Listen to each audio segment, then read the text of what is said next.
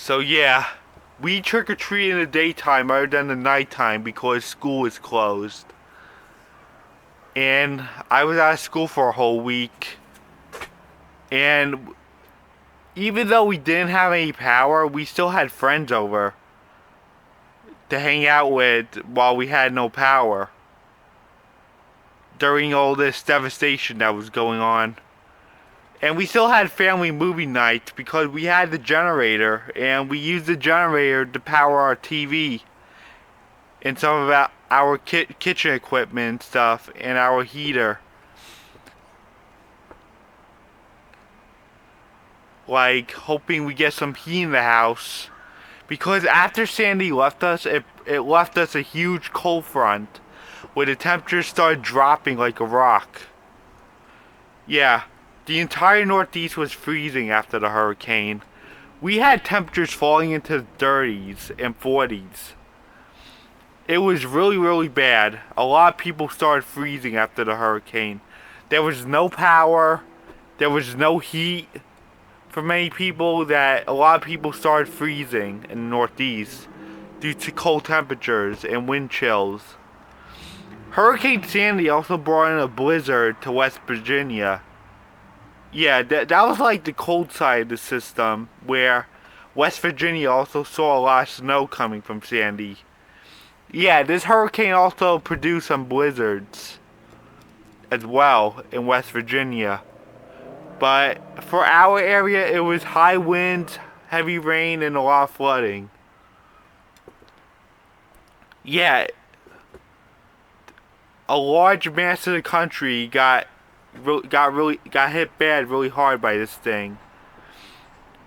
The impact spread it for miles and miles for like several states. That's how bad it really was. Yeah, talk about how it feels to live in an area that's not really prepared for hurricanes and be in the dark and feel like devastation for all those weeks. Yeah, we were desperate to have our power back.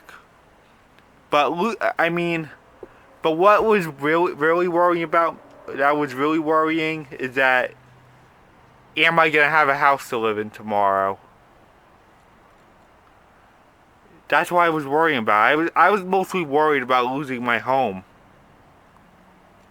Losing power is one thing, it's the home that you're worried about losing. Yeah, it was really desperate those 2 weeks. Yeah, talk about how it feels to be in devastation in an area that's not really prepared for hurricanes. It was not fun at all. It felt like the end times for me. It started feeling like we were in the end times. That's how bad it was. And then after the hurricane left, I started dealing with all these losses. I lost a lot of pets in those 10 years. I lost my maternal grandparents. I lost my paternal grandfather that was a Yankees fan. I dealt with a lot of loss after that. Thanks a lot, Sandy. You put a lot of people through this devastation. You really burned the bridge on this one.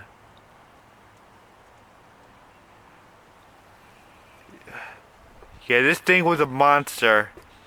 It was a major hurricane that devastated an area that's not really prepared for hurricanes. And I'm getting a bad feeling that we might have something like this again in the future. I don't know when, I don't know how, but it could still happen. We could still see another storm just as bad as Sandy was.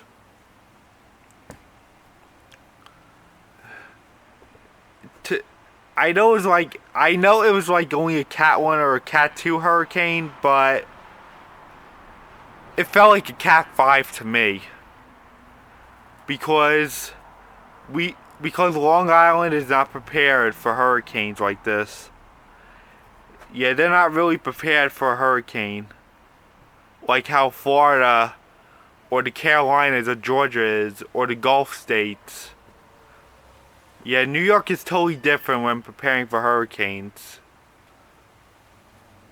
and we had no power for over a week. It was really bad. I was doing my homework in the dark and everything. A lot of people celebrated Halloween in the dark. It was crazy. A lot of people don't have their homes anymore. There's still people that still don't have homes from the hurricane. Because this thing was a monster.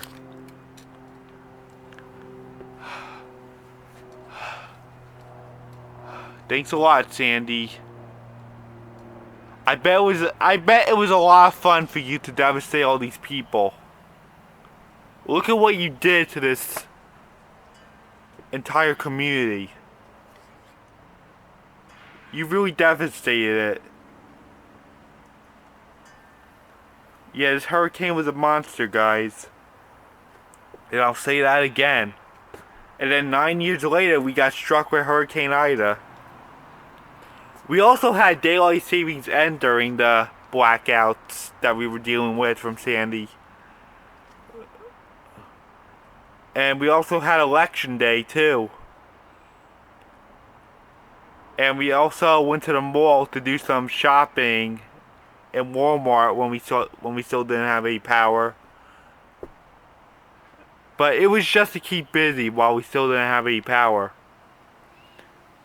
But by that Wednesday, I was back in school and my power came back on. And then all of a sudden, we had another nor'easter. But thank goodness I still had power for this one. We had like these 60-mile-per-hour wind gusts and we had some wet snow in our area. But thankfully, I still had power from this after this nor'easter.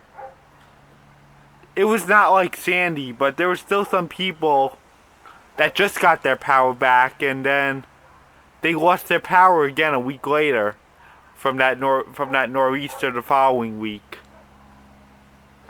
Yeah, thankfully I still had power after this nor'easter that struck a week after Sandy.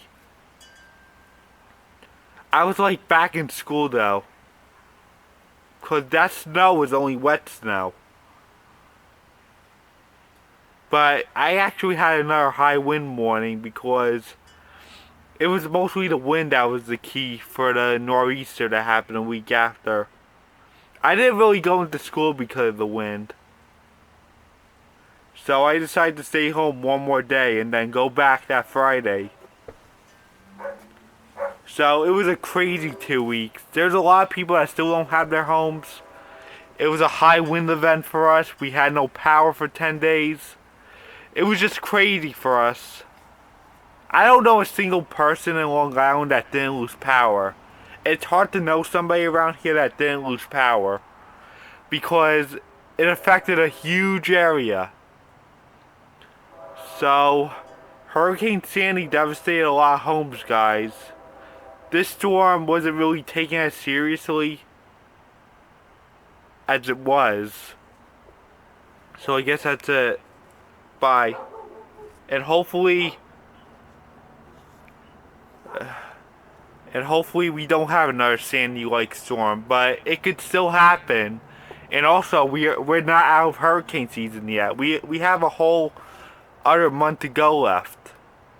So it's hard to believe it's been 10 years, and I was only in 6th grade at the time when this thing happened. Long Island has never seen a major hurricane like this since Hurricane Gloria in 1985 when it made landfall as a Cat 3 or a Cat 2 hurricane. So I guess that's it. Bye.